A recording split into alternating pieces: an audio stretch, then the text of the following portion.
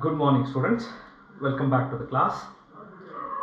I hope you are comfortable with the new topic what I started, and I told you the reason why I am starting this new chapter called relations and functions. As I said, differentiation or calculation or total integration and differentiation together. Now all these chapters are very important for your future. So I said let us not take the risk of teaching those topics in online. Okay, better we do it in the regular class, one thing, and the problems are too lengthy to explain, so this space will not be enough. So let us take care of those very important topics once we start the regular class. So we started with relations and functions, and the first topic under is over, called relations. We have finished with that. Now let's quickly recapitulate what does that relation is all about actually. So we studied something called as relation. So what is a relation? A relation is a subset of Cartesian product of two sets. Then under this we have studied what is called as, we have studied different types of function. Okay, the first one is going to be reflex. We have studied many actually. So we have studied called as empty relation, we have studied called as universal relation, reflexive relation, symmetric relation, transitive relation, and finally what is called as an equivalence relation. These are the different types of relations what we have studied. So empty relation, it's a relation but without any elements. Universal relation, the elements in the relation, all the elements in the relation, okay, and if all the elements of the Cartesian product both are equal, that means if the relation contains every element of A cross B, then the relation will be called as a universal relation. Then reflexive, for every element of the given set you should be able to find an ordered pair A comma A belongs to R. Then symmetric, if A comma B belongs to R, B comma A also belongs to R. So start with A comma B and find B comma A. Transitive, if A comma B belongs to R and B comma A belongs to R, and B comma C belongs to R, then A comma C also belongs to R. That's way to check for transitive. So I told you there are additional concepts in symmetric and transitive. In symmetric we study something called as anti-symmetric relation. So anti-symmetric relation means, see, in symmetric you will start with A comma B and you will search for B comma A. But in anti-symmetric, suppose if it is anti-symmetric, if A comma B belongs to R and B comma A also belongs to R, you will start both exist, and that can happen only if A is equal to B. So that type of relation will be called as an anti-symmetric relation. In transitive I told you, you have A comma B but there is no ordered pair starting with B. This ordered pair does not exist. Then you have to think that A comma B will satisfy transitive, and we call it as trivial transitive. So these are the concepts what has been covered. Okay, we have done with exercise 1.1. all the problems are done by me only. Fine. So including what examples, I have explained everything. So you just need to sit and practice. So I told you the easiest way, try to understand the human relations concepts. Now definitely the problems are going to be easy. Now let's move on to the next.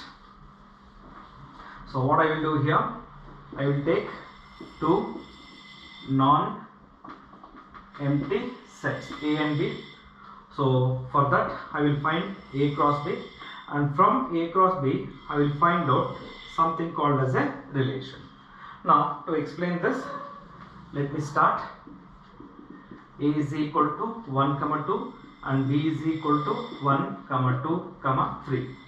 So if I suppose find A cross B, I can find 1 comma 1, 1 comma 2, 1 comma 3.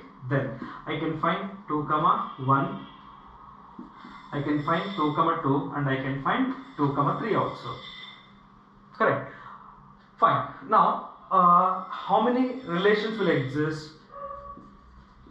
What are the number of relations? 2 to the power m multiplied by n, nothing but 2 power 2 into 3, nothing but 2 to the power 6. 2 power 6 is going to be how much? 64 relations will exist for A cross B. Total number of relations. So this is out of this now, out of 64, let me take one among that. Let me take it as R1, R1 is going to be 1 comma 1, 1 comma 2, 1 comma 3. I am just going to take these three, that's it, right?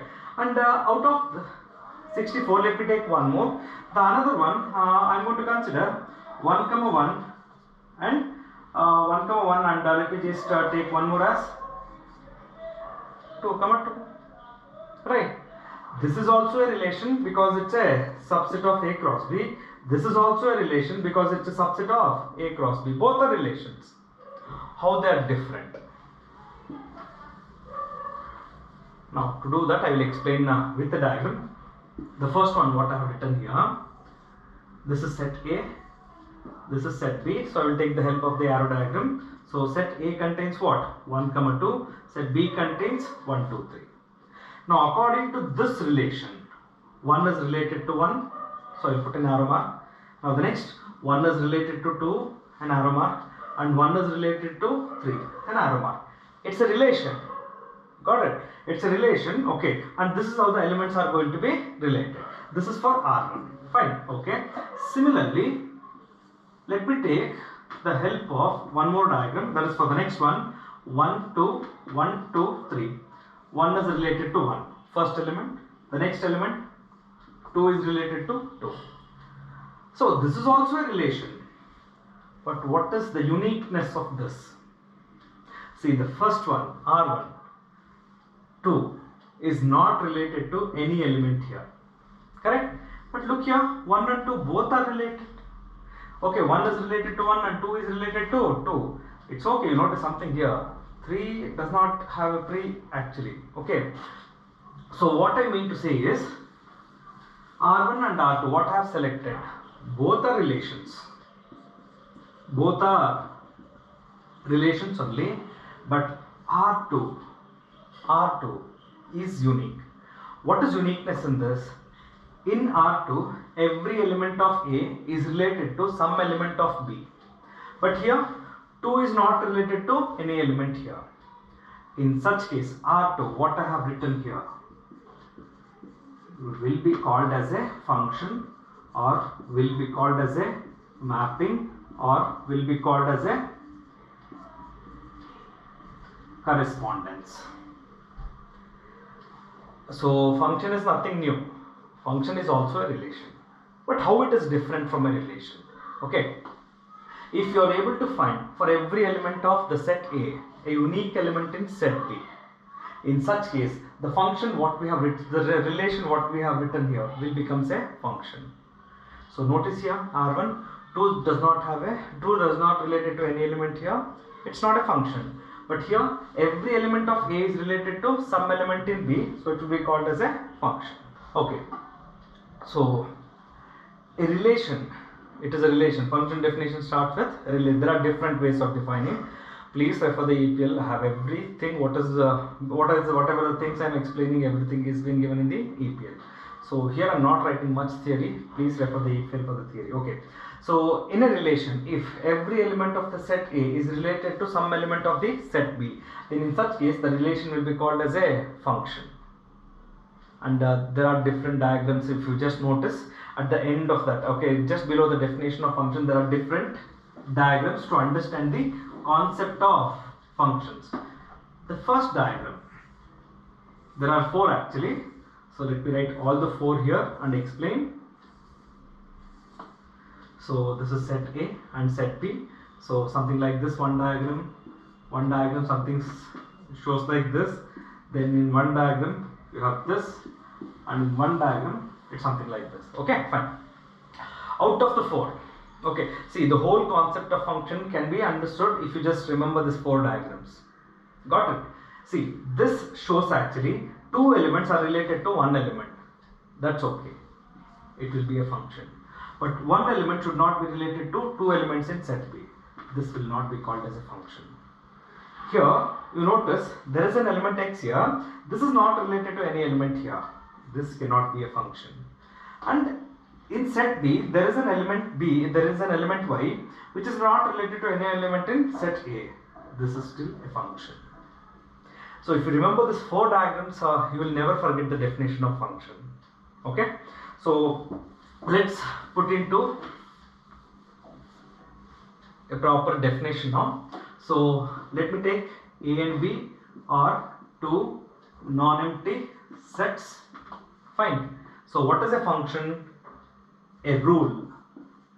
A function is a rule which associates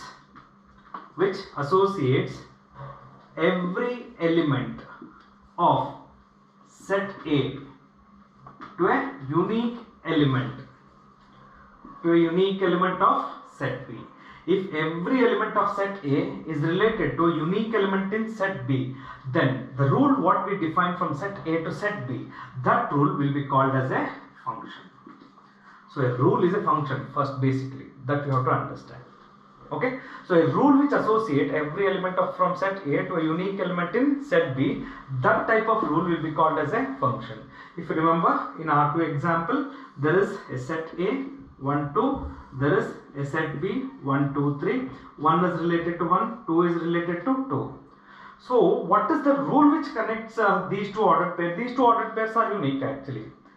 They satisfy one unique relation actually, first element equal to second element.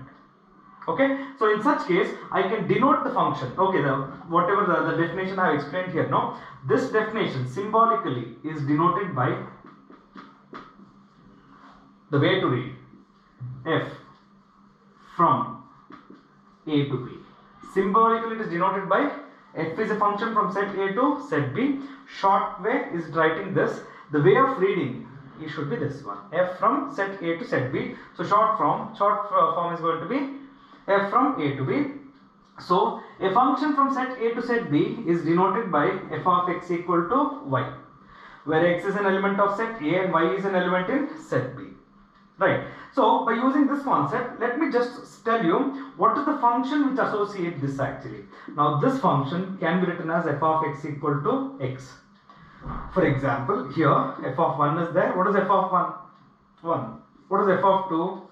According to this definition, f of 2 will be 2. So what is the rule which associate the first element and the second element? Now this is the rule actually. We call it as an identity function. We have studied this in first year. Okay. So this is the function. Okay. For the example number R2 which I have explained earlier. Right? Okay. So a function is a rule which associates every element from set A to a unique element in set B. So something like this should not happen. One element should not have two images. What we have here, no, these are called images and this is called pre-image if you read it from left to right side.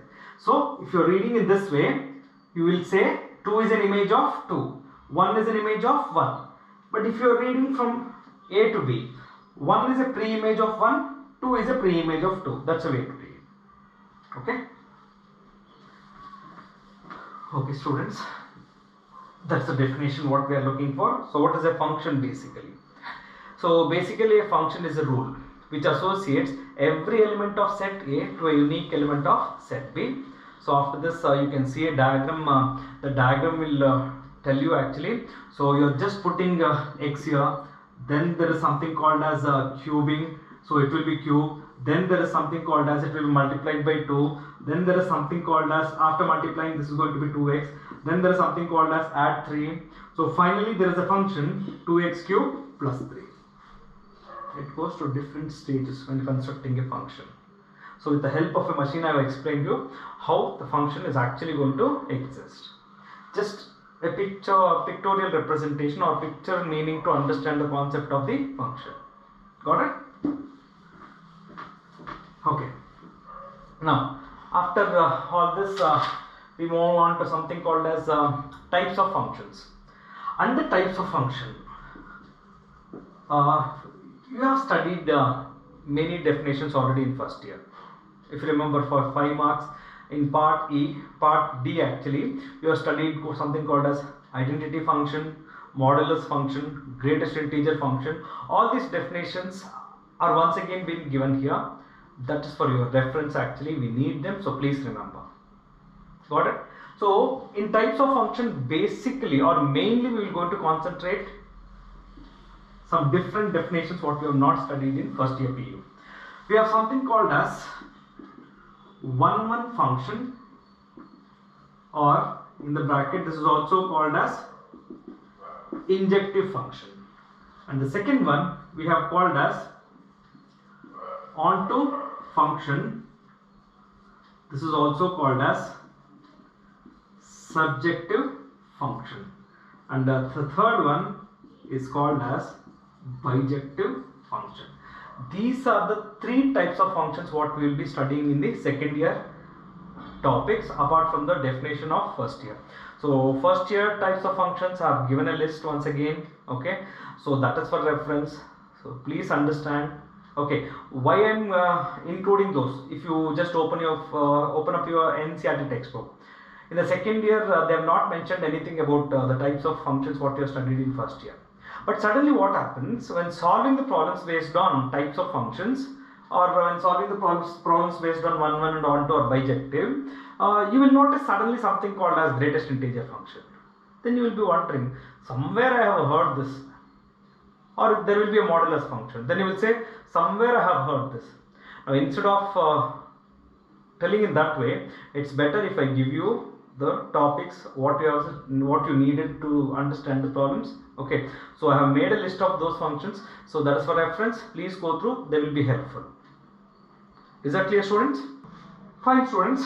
Now let's move on to something called as one function. The name itself suggests one. Okay, the meaning, the full form is one element of A should have one image in set B. That is the meaning. One element of A, one element in set A should have one image in set B. One element, one image. That is the context. Okay. Now it's also referred as injective function. In some textbook they will mention this. Fine. So that is the meaning of one function. So let me put into the conditions or the definitions properly. A function f from A to B is said to be one function if the actual word which I have used here, if different elements of A have different images in B. Don't worry, my statements or my writing is not so clear. I'll just cut short whenever writing actually. Okay. And not to worry, all those definitions are there in the EPL. Please write down in the classwork. Thinking that, okay, why to write all the theories there, let it be there. No, I'll still suggest you, okay, just like how you write the definitions or theorems in the classwork, in the same way, it is there in EPL, but you need to copy it. So please copy down the definitions, okay, whatever is needed theory part from the EPL. So I will be concentrating mainly on explanation of the statements and working out the problems. Fine, students? Okay, now that's a definition of one function. Okay, different elements of A have different images in B. That's the definition what we are looking for. Now, condition. Okay, now how to put them in the form of a condition. If x1 not equal to x2, that means x1 and x2 are different elements, then f of x1 not equal to f of x2. That means there are two ways of working. This is one way. This is one way of writing the condition. If the elements are different, images are different. x1 are elements. If of writing f of x1 is image of x1. That's the meaning. If the elements are different, images are also going to be different. The second way, if the elements are same, then their images also should be same. F of x1 should be equal to f of x2. Clear, students? So these are the conditions. While writing statements or definition is different, okay, but when it comes to working, okay, we need to produce some conditions, right? So when working the problems based on one, these are the two methods which we are going to follow. Okay, so please remember. Now the next one, one second. There is we discussed something called as one, right? You'll be wondering, if it is not one, think the given function is not one, then it will be called as many one function. Any function which is not one. We'll start a problem, we'll start working. Okay, so why to study many one? Again, it's not there in your NCERT. objectives we need. Suddenly when we start the objective, you will see something called as many one. You'll be wondering, ನಮ್ಗೆ ಹೇಳ್ಕೊಟ್ಟಿಲ್ಲ, ನಮ್ಮ sir ಹೇಳ್ಕೊಟ್ಟಿಲ್ಲ ನಿಮಗೆ. No, not to worry. Okay, many one is quite simple. Any function which is not one will be called as a many one function. Quite simple. Okay, now the second type, we call it as onto function or surjective function. Student, what happens is, in 1 you will concentrate on the elements from set A to set B. In onto, you concentrate from the elements of set B to set A. That is what you need to remember, right? So what I mean to say is, if you remember, there was one arrow diagram. I wrote 4 arrow diagrams. Then in one of the arrow diagrams I left y. Y is not an image of any element of set A, right? Or y does not have a pre-image in set A, right? This is a function. It's a function. But think, suppose if it has to be onto, this also should have pre-image. Okay, so the condition for 1, every element of A should have a unique image in B. The condition for onto, every element of B should have at least one pre-image. I use the word at least one pre-image. If every element of B is having at least one pre-image in A, then that type of function will be called as an onto function.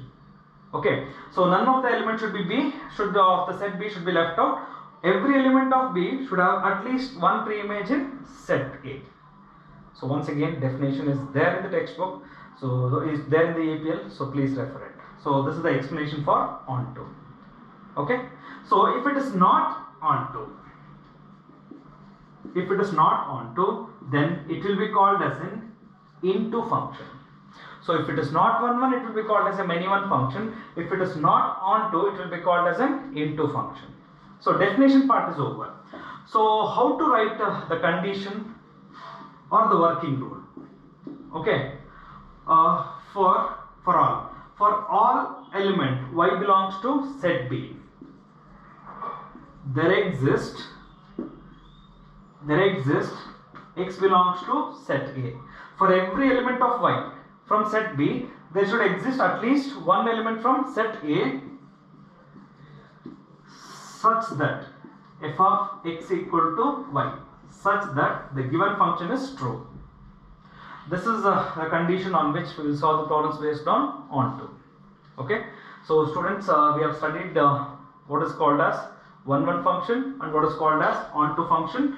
And if it is not 1 it will be called as many one. If it is not onto, it will be called as an into function. So the next one, we have something called as bijective function. Quite simple. Any function which is 1 and onto. A function should be 1 and onto. Okay, then the function will be called as a bijective function. A simple definition. Okay, a function from f from A to B is said to be a bijective function if the given function is 1 and the given function is onto. Let me tell you, student, this is going to be most important for us. Okay, so please remember what is a bijective, because it's not just here, not just in this chapter, in many chapters, especially the next chapter. After this we have something called as inverse trigonometric function. Inverse trigonometric function starts from bijective only.